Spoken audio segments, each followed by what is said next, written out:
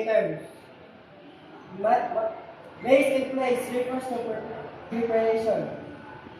So balik ka rin base in place, balik prepare ka kung ma-set up mo na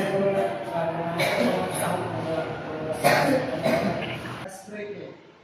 Removal or inactivation of the testicles of a male animal.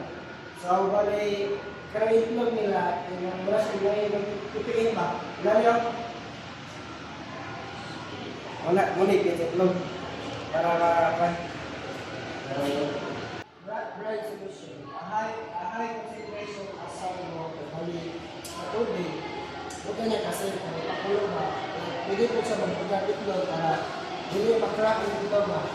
Pasteurization, a process in which packaged and non-packaged foods are treated with biology to eliminate pathogens and extend certified. So, bali, wala siya. Ano siya, oh? Bali, wala siya. Pwede siya na, wala siya.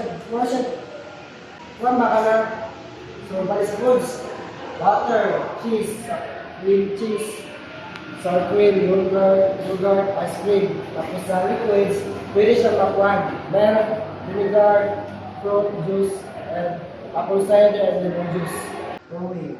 Process of warming food that has been frozen so that the food can be cooked for consumption. So, bali, i-freeze sa nila ang bali, sapol, baboy. Ilang ginang ipagahi para hindi nila ipagahi, ibuta sa freezer, madawat pa nila para sampol. Kung sa kuha ng mga baboy sa freezer, hindi mo siya ibabal para pagluto, hindi siya para minuto. Maillard reaction. Browning reaction that occurs when meat is roasted or steamed. Sa roasted, bali sa ugis, siya kadagtaw. Kita kadang manok na tuyo. Wala siya. Nasa sulit kay wala siya, mga karang sa steak na siya. Sa tawag na dahon-dahon sa ito. Mas butter. Ito. Rigor mortis. Rigor mortis is a loss of muscle instability marking the inhibition of muscle to meat. In other words, leaving muscles in mission and they were resting well and release. Weight cannot be stretched and has very little elasticity. A muscle will only contract if there are no certain restraints. So, bali kan, kita ka lang sa mga baboy, yan yung bulong rin. O bulong, sumoda, ano yung kasama? Rigor mortis. Types of meats. Beef is a culinary name for meat from cattle. It is believed that beef has been consumed by humans. Since ancient times, it is a good source of protein and minerals. Cattle are classified according to age and gender, which are steers, bulls, heifers, and cows and cows. So, ang beef, kaya siya, pwede niya siya roasted beef, short ribs or steak. Tapos sa cattle ay classified according to age and gender, which are steers, bulls. So, bali ko sa pagadian ng doon, diba? Kita kabaw na. So, dili sa gawas, makita ka rin, steers, bulls, heifers, and cows. Sa sa cows of calves, kay ilan steers mo na steers. Most of the consumed beef is supplied by this type of cattle. It is a male cattle that has been assorted while young, so they can again make more. So, dali na siya bako yung weight back, dali na siya. Tapos, there is a bulls. It is an older, concentrated meat that provides that meat that is used in the production of processed meats and meat foods. Heifers are female cattle that have not born a calf. So, bali, muli na kalagan sa heifers. Hindi siya kaya sa calves ba kay kaning calves kay calves are 3 to 8 months old. So, bali, bata, hindi siya muli, bata. Tapos muli, makan ko na ba? Okay, beef, camel cuts, and bacon cuts. So, as you can see, these are the kind of cut. This is the chop, rib, roll, sirloin, round, brisket, plate, flat, shank, and shank. So, Leaf short line and sirloin, which is camisilla, is also cuts lie along the back of the animal and are usually the most tender. So the most tender parts is which is soft shaft and ang quality sa beef na labot kaya hindi magkaan and also the most expensive part ng pinakamahal sa beef part. So, ang middle chop, garage chop, short line, sirloin, round, deep, shank, and brisket, then other cuts.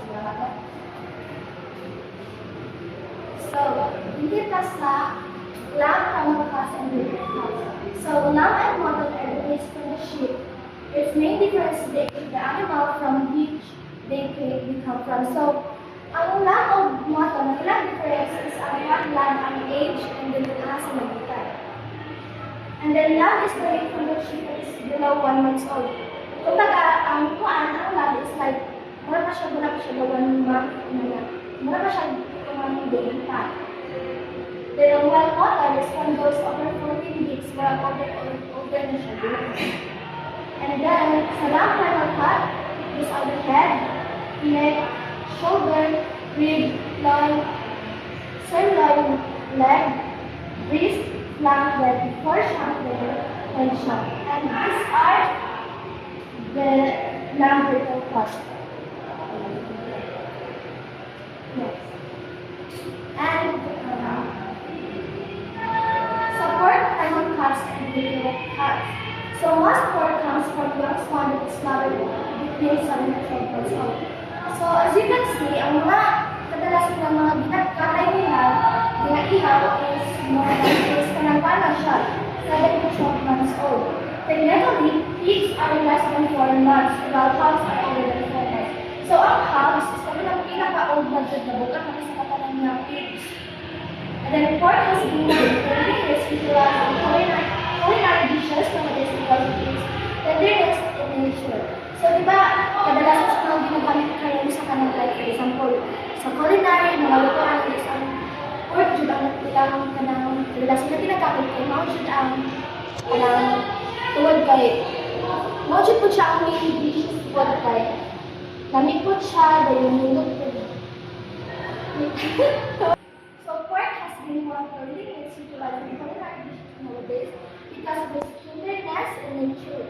So, as you can see, ang ginagamit sa mga culinary currently is more on pork type.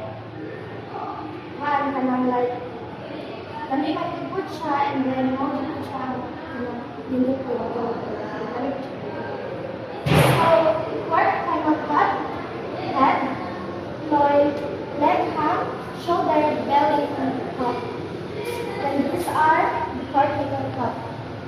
Side, shoulder, loin, leg, Processed meat.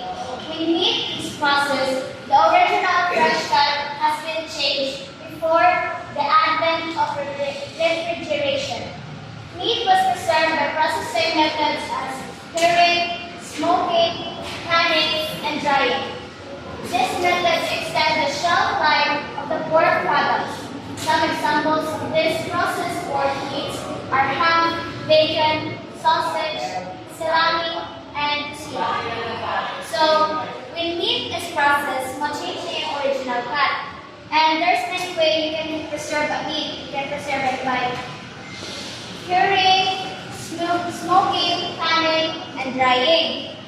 And purpose is, of course, to preserve the meat or to extend the shelf life para safe po siya if kanon na po siya. Processing methods. Curing. Curing is applied in several ways. One is to wrap curing soap that retains the flesh of the meat. The other one is to immerse the meat into a brine solution, and the most common curing technique is injecting the curing solution into the meat. So, daghan siya ways para i-apply. Ang isa na ato is i-directly mo grab ang salt sa meat. And nakuha isa na i-inject ng ibang curing solution sa meat. So, ang purpose of curing is, of course, to preserve and add flavor to the meat. In curing, you can make a pepperoni or sausage. Next is smoking.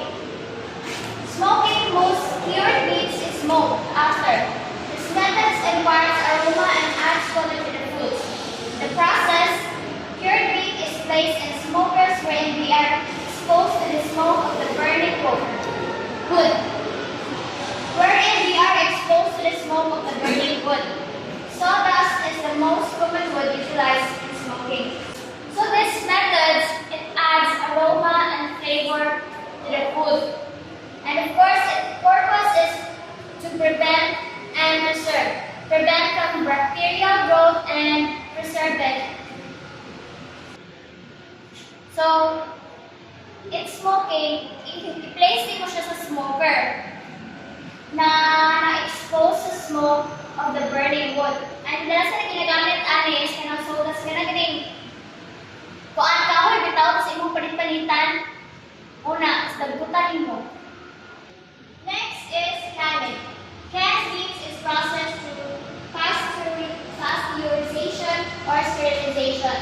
Pasteurized meats need refrigeration. That is why it is commonly labeled as perishable. Perishable or keep refrigerated. While sterilized meats don't need to be refrigerated as long as it keeps still. So, canned meats is processed by pasteurization or sterilization. Pasteurized meat is needed to refrigerate. While sterilized is no need now as long as sealed siya.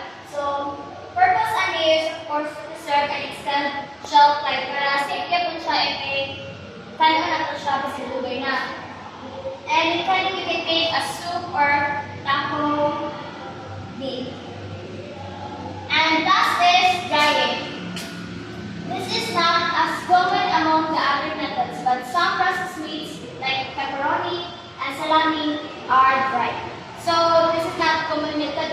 And the purpose of that is to preserve and inhibit the growth of bacteria and molds. And you can make salami and pepperoni. So, types of processed meat. Ham is an example of a cured pork wherein the meat that is utilized for this process is derived from the head of the leg of a hog. So, ham is a cured pork, which is cured is a meat that has been preserved through aging, drying, salting, or canning. Dayon, bacon. Bacon is a cured and smoked meat derived from the size of a hog. The meat should have a balanced proportion of lean and fat because too much lean will make it less tender and high fat will shrink match. So, sa bacon, naa siya sa hog. Leg sa hog. Hog is a meat or meat tapos it is a meat in the pig hog. The meaning of smoke is a method of preparing a red meat like bacon and ham. Sausage, a meat that has been finely chopped and ground and mixed with other ingredients, seasonings, and spices. It is then placed into a casing which is traditionally the intestine of the pig. But nowadays, cellulose collagen is being utilized. So this is a grinding meat from a beef, pork, poultry, and meat. Salami is a type of a smoked, cured sausage that is comprised or fermented and air-dried meat. So sausage made from fermented traditionally was made from pork also. Nowadays, it's made with a manner of meat or game like beef, lamb, and or even a donkey, a mixture of any of pork. Tocino is a native cured meat in the Philippines and is sometimes referred to as sweet red pork. Thin slices of pork belly or pork shoulder is marinated for a few days in a mixture of salt, sugar, and salicylic. So, tocino is a traditional Filipino dish of sweet cured pork meat. It is often made from belly. The sweet and tender qualities of pork tocino make it a popular and satisfying choice for breakfast or any meal. Purchasing meats. Meat plays an important role in at least one of our daily meals. It is a good source of protein, which is vital for a healthy diet. It also has a very high mineral content, including body essentials like magnesium, zinc, and iron. Most of the meats that are sold in the local wet market are slaughtered early of the day. True inspection is made by the local officers to ensure that the meats are safe for consumption. For some instances, meats are sold frozen in the market because of lesser purchase. That is why careful and wise buying should be applied in purchasing meat in the market.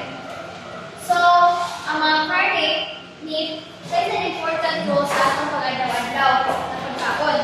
Kaya yung meat na protein which is good to our healthy diet and nasa magnesium, zinc, and iron which is good for our immune system.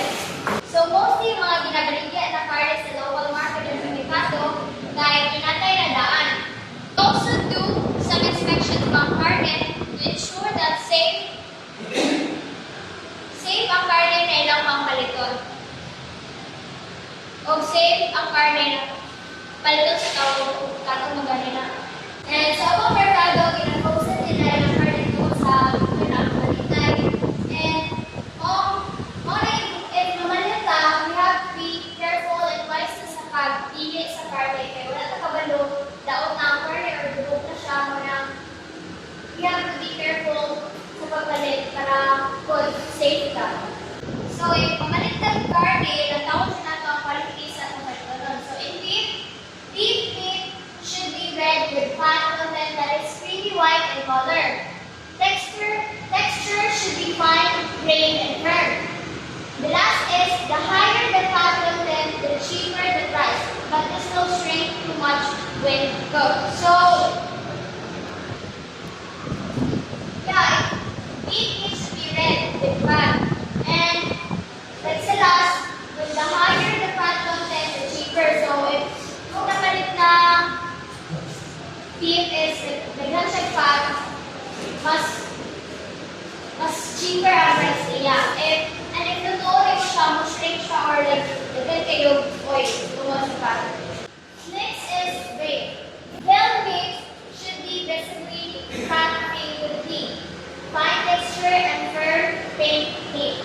If the meat of the veal is red, it indicates that the animal is old and is expected it is lower in quality, flavor, and tenderness.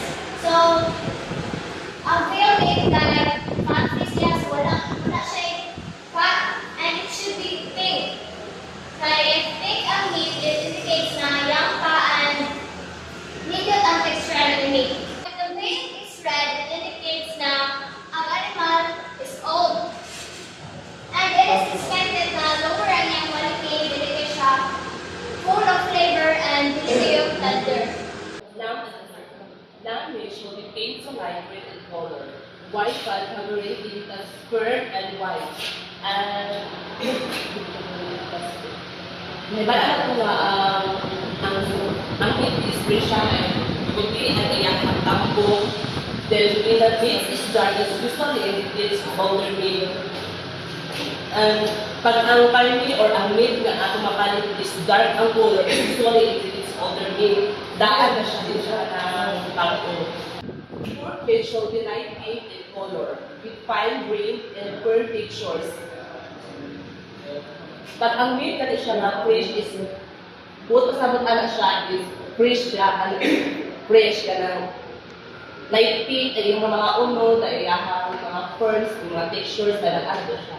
The pan shall be firm and white is color and the bone shall be pink. O ang iyang color sa iyang bukong sa meat na ang mapalit is color pink. Then ang kasyahan ng mga white. Frozen processed meat. Frozen meat shall be in a well-sealed package and filled solid in batch. It is important to note that package is with tears, fissure, bump, and or evidence of pores. Crystals are to avoid it, which indicates bacterial contamination. And If ever nga ang meat ka dili na to mapalit ang meat sa merkado tas dili na to maluto dayon, pwede na to siya ibutang sa freezer para dili siya maraot o to avoid yung bacterial o mako pa siya, fresh pa siya. Preparation of meat. Whether the meat will be prepared by a dry heat or a moist heat method, all meat should be wiped first with a paper towel to remove any moisture. After wiping out, the meat can be trimmed of any visible fat to lessen its calories. In preparing frozen meat should be properly thawed in the refrigerator or microwave before cooking it to avoid uncooked parts. So if mag-prepare the dry heat or a moist heat method ng meat, is we should wipe it with a wet paper towel first to remove any moisture. And after wiping it out, we can trim or lessen the mga calories or pangkuhaan na ito mga fats. And if prepare with the frozen meat, we should properly thawed in the refrigerator or i-microwave na ito siya before cooking it to avoid the uncooked parts para dili sila dili na part hilaw, dili na part cake luto. So we can avoid that. Changes during heating. Tenderness and juiciness. Correct temperature for the right amount of time will maximize the meat's tenderness, juiciness, and flavor. Exposing meat in too much heat will toughen, shrink, and harden the meat, making it difficult to eat. So, if magluto maganita na atong goal is tender or like ang meat is dapat juicy, we have to correct the temperature. We have to correct the temperature so we can achieve the tenderness and juiciness of meat. So when we expose meat in too much heat, the meat will be toughened, shrink, and hardened. So once mugahi ang meat and isod siya kanon na. Next is flavor changes. The natural composition of the meat like protein, fats, and organic acids will improve as the meat will be heated, imparting acceptable flavor to the meat. The enough amount of carbohydrates in meat contributes to the special of the meat as these sugars react with the protein and Maillard reaction allowing the meat to brown in color. If mahitin na to ang meat, gana na mo pa ng flavor sa meat like ma-improve ang iyang texture of ang iyang flavor. So last is flavor enhancement. Meat flavor can be enhanced on broiled or baked meat by basting and seasoning. Most of the professional chefs recommend the adding of salt and seasonings after the meat has browned because the salt browns out juice and retards browning. So, to add flavor, we have to broil or bake the meat or basting it by seasoning. So, like we have to cook the meat, tarong na to cook or magbutangan na to mga seasoning to add flavor sa meat para lagi siya kagad like juicy and tender. And of course, sa mga seasonings, we have salt or sa like toyo or sugar. Methods of cooking include drying, roasting, baking, pan-frying, pan-frying, stir-frying, and oven-cooking.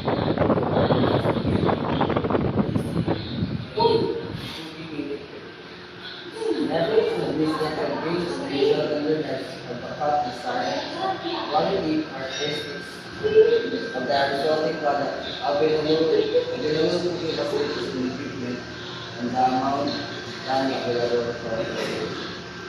So, sa method for cooking meat, dapat nakapala siya daan, dahil mo kung asa itong pang-roast, itong pang-broil, ito pan-broiling, pan-frying, ano sila mga stir-frying, pang-frying, naging siya desire na quality and characteristic like mag-fun siya sa shape, sa texture sa karne, kaya ako sa gamito na para lang na dish, mapala siya nakakasya. Kaya ang katutungpan po, ang pag-prepare po, dapat nakakuha siya lang, kaya siya lang para diretso siya. So, Tender cuts can be cooked by drying and salt tender to separate us. Less tender cuts must be cooked for a longer period of time by most heat methods to soak up and maintain tissue, prevent surface drying, develop flavor. Saltless tender cuts from the beef, cup, round, and cup arm can be cooked by a dry heat method in marinating before cooking. For example, saya sa ibatan na sa Kalibaka o Kalibaka sa Kalibaka mag-uwi hindi siya dahil sa litson diba hindi ba na ang litson baka dahil siya hindi sa dahil sa litson kaya sa baka gina-inject siya ang maglamit gina-inject yun buhay wawan sa pagkagado yung may parang oras na lang lugar sa kalangyan ng mga ay darapin mga lugar.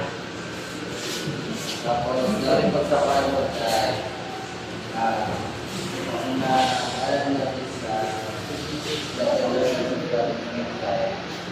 nagbuhan din siya sa pag-process kan sa pag-cutting, sa pag-process, marinate. Saan siya katakulan o lamig. Kaya kasama ko na sa magandang epekto ko sa pagod na nakain preparation para sa pagkain. Sa isa na siya sa local restaurant or sa mga five-star restaurant sa mga diner kailangan doon na well preparation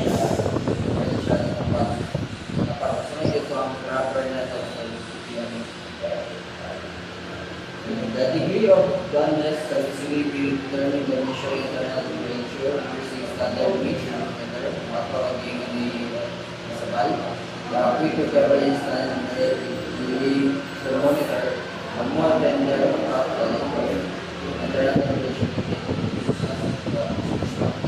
So, isa sa mga example na kaya about steak sa pagkikitaan mo sa mga vlog, kita mo sa mga restaurant na naging sa mga panggo na ay andan, ay well done, nananakuan mo mga kuhan sa karne na hilaw siya, pero Ilaw na rare dito. well done, at nakapalo, ato din siya dahil, part na din siya sa process dahil sa methods of cooking meat. Bilang nato na ilaw siya pero sakto din siya.